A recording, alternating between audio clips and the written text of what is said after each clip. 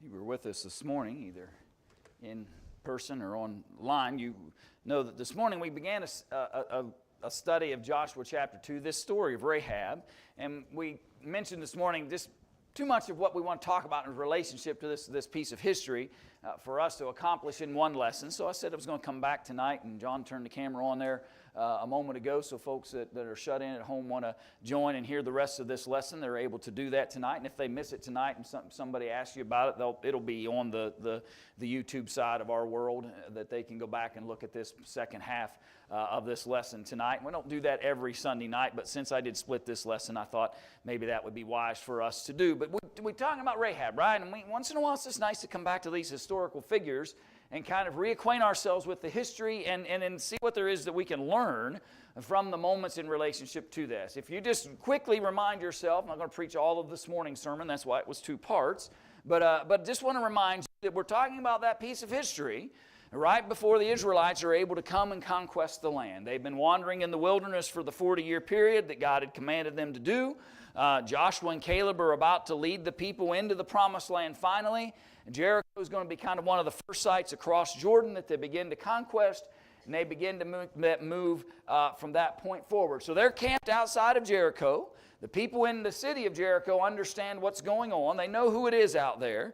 And Rahab, even in the text that we studied this morning, mentions the fact that they had heard about how God had parted the Red Sea for them when they came out of Egypt, and how they had dealt with some of those kings of the Amorites on the other side of Jordan. And so the history of the people was known among the people in Jericho.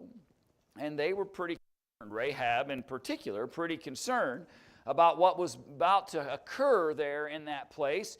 And she determines that her faith in God needed to be practiced, and that she had become a believer. And I didn't mention this morning, but it's worth noting before we move into the second half of the chapter, that it's interesting that her faith in God came simply by the message she had been hearing about Him. She hadn't, to our knowledge, had any direct encounters with God's people. She didn't have some opportunity to sit down with any of their leadership or somebody that might be able to guide her to understand who this God was. She was drawing these conclusions based on what she had heard He had accomplished among those Israelite people. She began to build a faith that's now being exercised as she has this opportunity to hide these 2 spies, puts her own life in jeopardy by telling the king, no, they're not here, and they were here, but they left, and they went that way, and she sends them on this wild goose chase in order to give these spies an opportunity to escape. And that's where we're at in the narrative. And it's this conversation that they have about this oath of promise that is made in relationship to Rahab here, beginning in verse 12. And so let's start again our study tonight there in verse 12 as we just continue our thoughts as it relates to this piece of history. Now therefore, Larry just read for us, she says, I beg to you, swear to me by the Lord, since I have shown you kindness, that you also will show kindness to my father's house, and give me a token of the truth of that. Now what's interesting about this is that she is trusting in God, but she doesn't necessarily trust these 2 guys, right? She's reluctant to just do anything and everything they're asking of her and put her life in jeopardy and have all the courage we talked about this morning to do all those things without some kind of assurances that this is going to be okay for me and my family.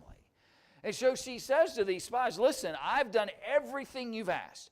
I protected you. I deceived the king at my own life's danger. I've sent them off to another direction to give you an opportunity to escape.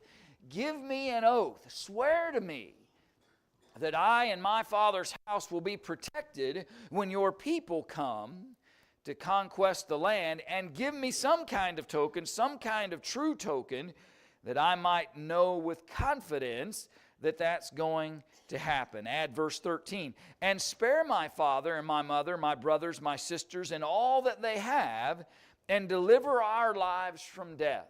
So basically she's saying to them, listen, here's what I'm asking.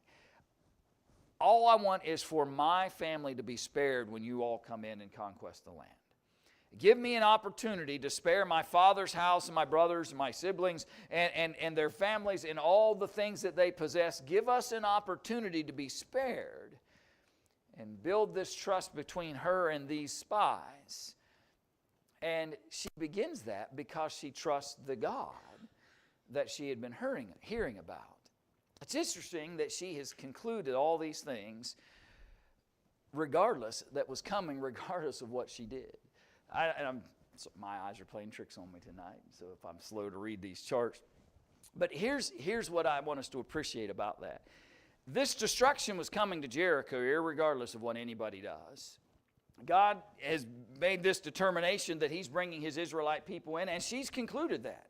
The destruction's coming irregardless of what she does, irregardless of how she responds to these spies, but she's hopeful that what she's given unto them and the benefit that she's provided unto them will help and aid them. And would have been simpler, by the way, to just turn them in, right?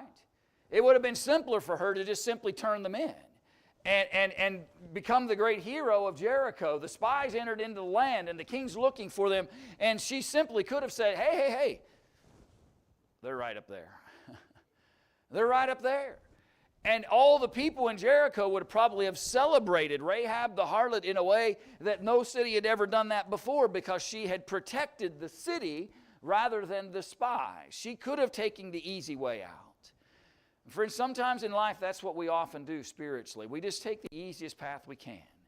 If it doesn't have any resistance, if it gives us a temporary moment of respite, if it provides for us in the moment some kind of safety in our own minds, sometimes we won't do the difficult and hard things because it's not what's convenient in the moment that I'm in.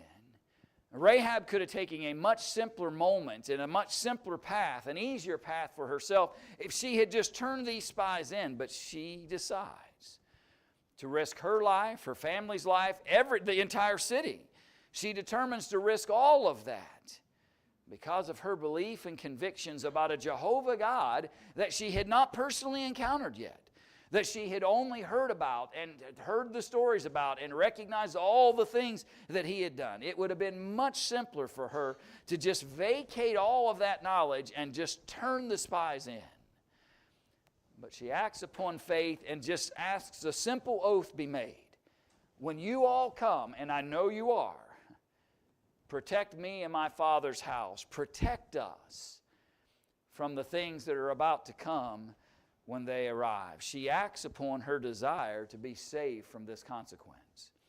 She knows they're coming. And friends, I think sometimes we forget that. Jesus is returning, right? Judgment is coming. I will stand accountable before God someday. Someday I will have to give an account of how I lived and how I behaved and what I chose and how I decided. And yes, sometimes that feels like that's a million, and it feels like it's so far out into the distance that I don't really need to be concerned about it. She doesn't know exactly when these Israelites that are encamped outside of Jericho are going to decide that it's time to come and take the city. She doesn't know the timing of that. That's out in the future somewhere.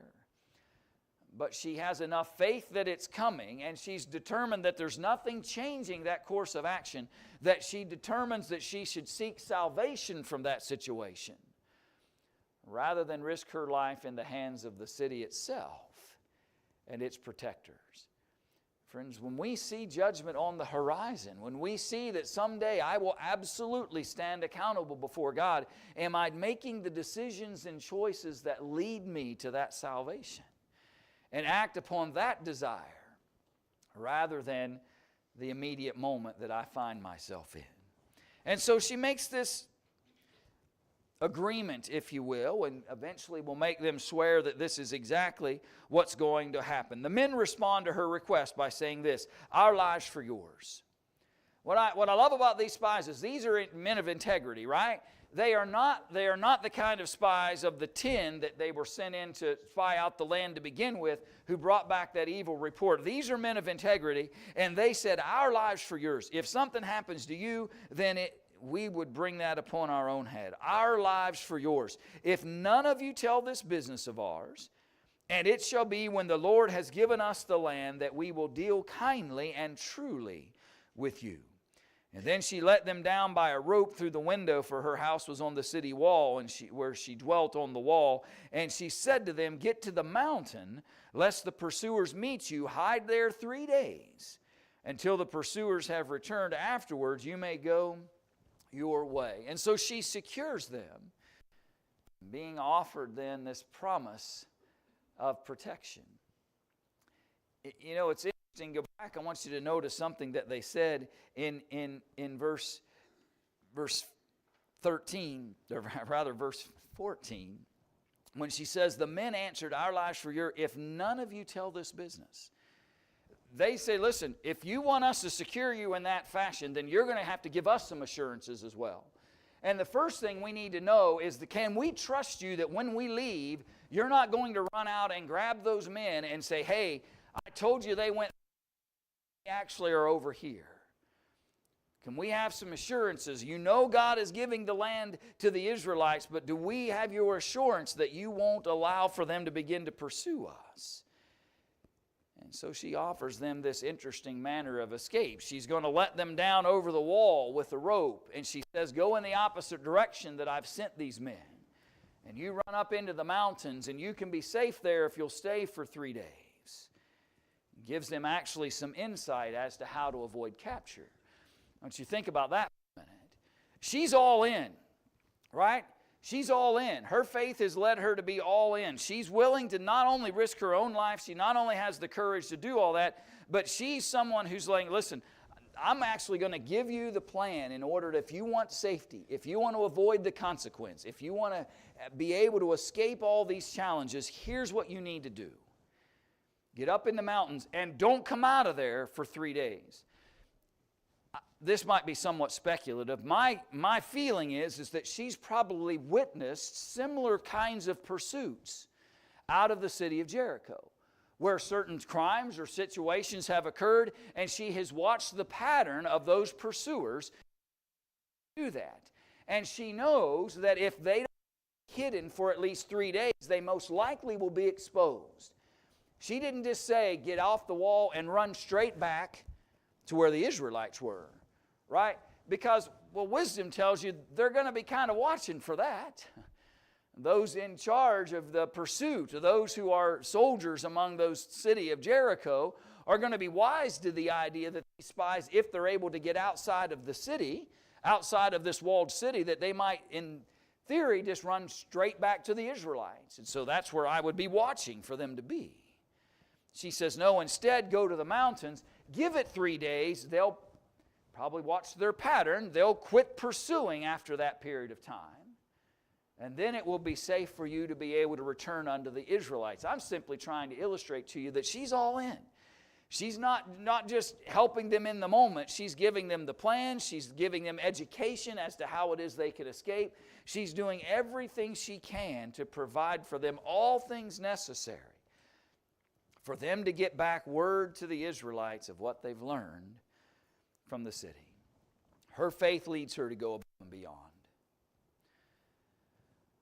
When's the last time we've let our faith lead us to go above and beyond? You know, we can become real satisfied and right, very contented very easily. We can decide, well, here's a handful of very simple things, and if I do these 3-4 things in my life of faith, then surely God will be satisfied with that. And we set such a low standard sometimes that we don't challenge ourselves to go above and beyond. Would it have been an act of faith for her to simply hide them and just kind of stand there quietly when the king's people arrive, and then they kind of get wind that, well, she's not acting right here, and they begin to search for them and find them being hidden there? Well, maybe you could argue, well, that was an act of faith for at least to not turn them in.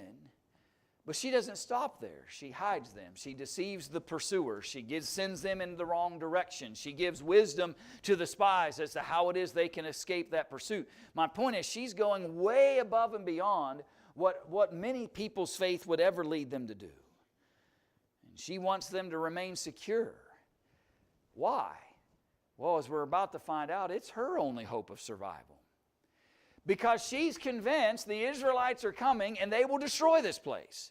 They have had success at every place they have been. We know what they did to those kings of the Amorites. We know what they have accomplished in these other places. She's convinced if they come, my life and everybody in my family's life is in danger. My only hope of survival is to trust and have faith in the ones that she believes has the power of Jehovah God behind them. Sometimes, folks, we've got to trust, we've got to have enough trust and confidence and enough faith to do more than just what we think is satisfactory, to do more than just what we think is enough. And to actually let our faith lead us to go above and beyond, to want to honor God and to serve Him and to do those things that are right in His sight. And just ask ourselves sometimes, when was the last time I went above? Not just kind of did what was expected or fulfilled some kind of role, but when was the last time I went above and beyond what anyone would have ever thought as it relates to my faith? And so they give her some conditional assurances. Notice verse 17. So the men said to her, we will be blameless of this oath of yours, which you have made us swear, unless... So a covenant, an oath between them is two-sided, right? This isn't just the Israelite spy saying to her, okay, we promise you all of these things. No, this is an agreement. This is a covenant between she and them, and both of them have accountability in relationship to it. We will secure you, and we'll make this oath, and we'll be blameless to that oath, unless, verse 18, when we come into the land, you bind this line of scarlet cord in the window through which you let us down, and unless you bring your father, your mother, your brothers, and all your father's household to your home. And so it shall be that whoever goes outside the doors of your house into the street, his blood shall be on his own head.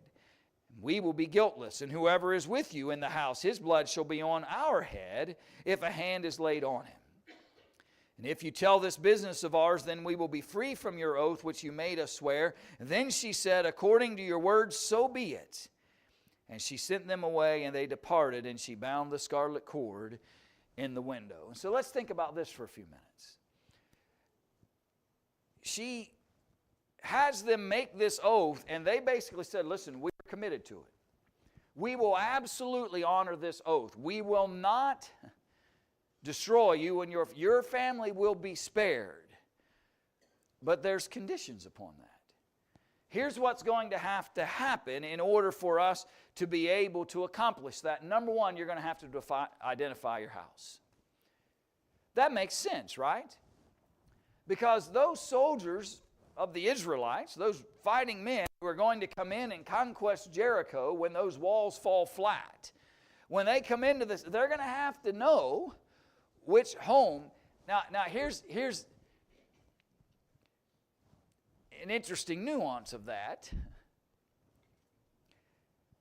We know the story, right? And we know that after Israelites fulfill the purposes of Jericho, that the walls came down.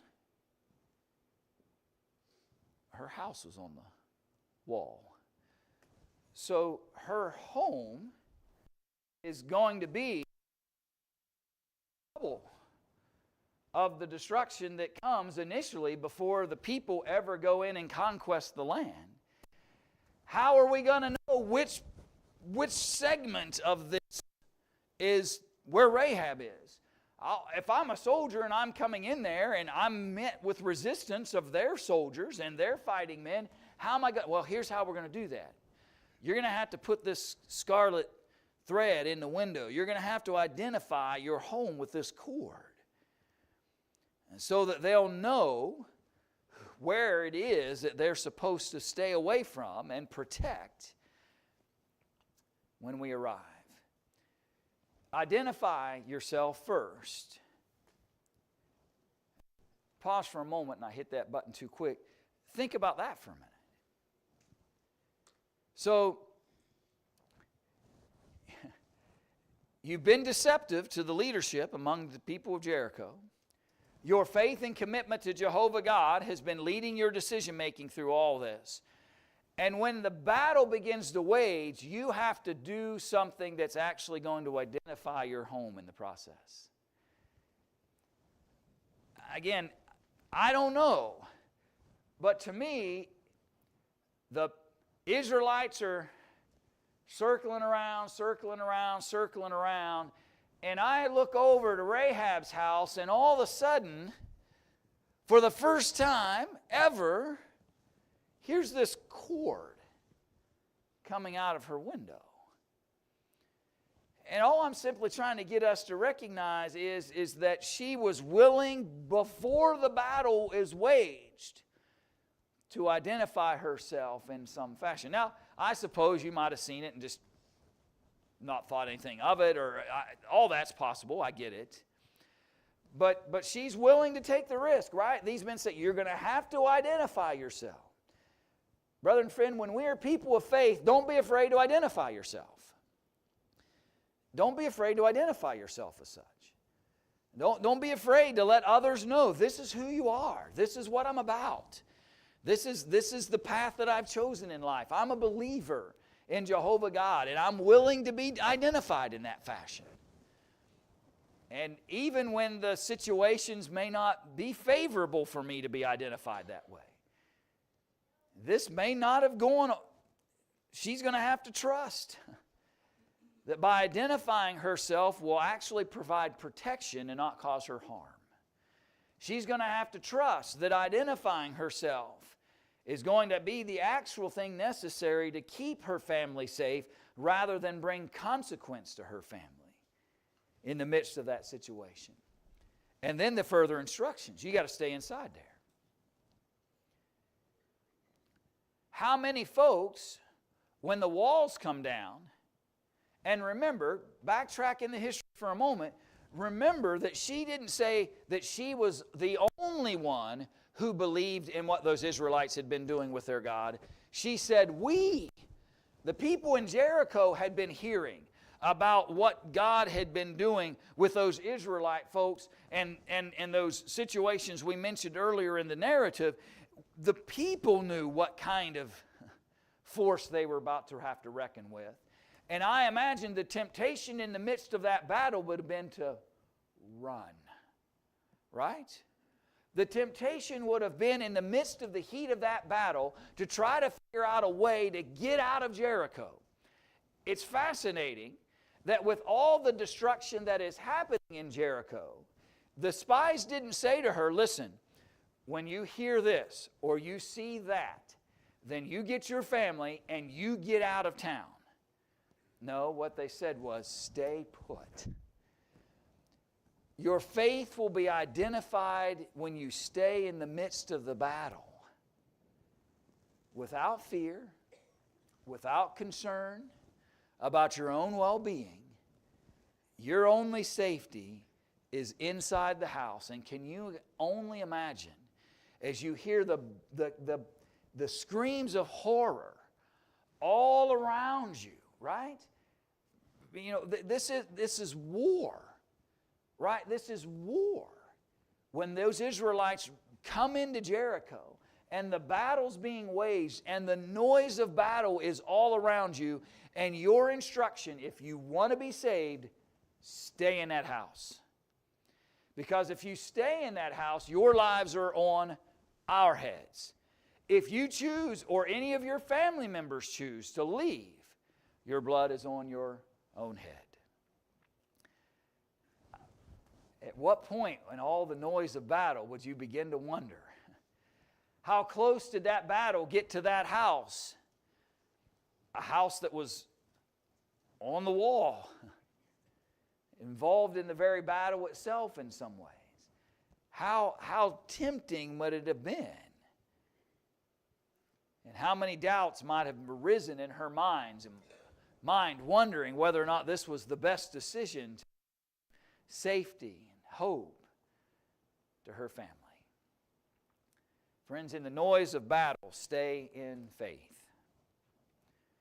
when that noise of battle gets loud and life becomes challenging and the choices that we're making don't always necessarily put us in favor with the people around us, and we have to be identified in ways that makes us uncomfortable, and we have to trust that God's going to carry us through all that, we've got to choose to stay in the house, to stay with the Savior, to stay within the oath and the covenant that we've made.